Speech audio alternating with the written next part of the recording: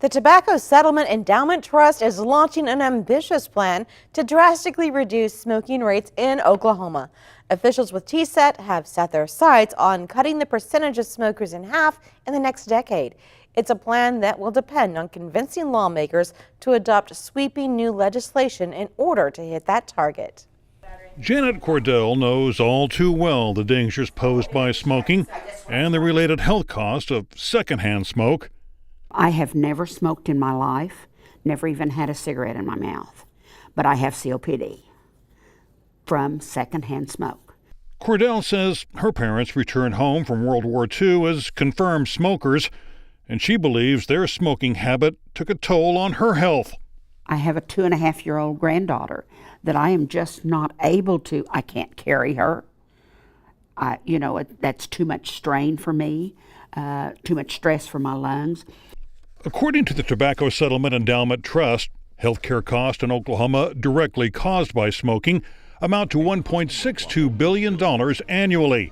Since the Tobacco Stops With Me campaign was launched 10 years ago, smoking rates in Oklahoma have dropped to just under 20%, but TSET Board Chairman Don Milliken says that's not enough. We must redouble our efforts to protect Oklahomans from secondhand smoke, to encourage all remaining tobacco users to quit, and to create a culture where our children never start a lifelong addiction to tobacco. TSET wants to reduce the rate of smoking to 10% within the next 10 years by modernizing Oklahoma's tobacco laws. Their 7-point plan includes demanding 100% clean indoor air, raising the age to buy tobacco products to 21, prohibiting smoking in cars with children present, banning menthol and flavored tobacco products, strengthening enforcement against underage tobacco sales, increasing cigarette taxes by $1.50 a pack, and removing smokers as a protected class of employees.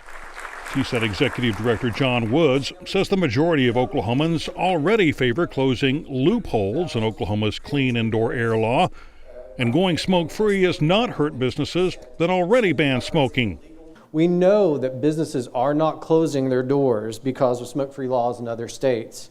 And even in Oklahoma, there are smoke-free bars because owners have made the switch to protect employees and their customers. And those businesses are thriving. Woods would also like to see a change in the state's preemption laws, which prohibit local communities from enacting more stringent anti-smoking ordinances than the state has. We know that there are communities and business owners that support smoke-free laws, but they can't protect their own communities without changing state law. Woods says raising the age at which tobacco could legally be purchased would also cut smoking rates by 12% and prevent 223,000 premature deaths. 95% of smokers start before the age of 21.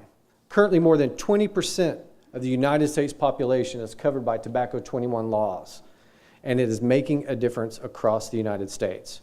Making those kinds of policy changes would require legislative action.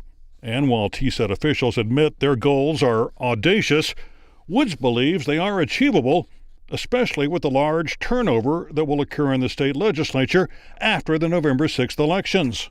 There are about 1/3 of the legislative delegation are going to be freshmen that are incoming in the next session.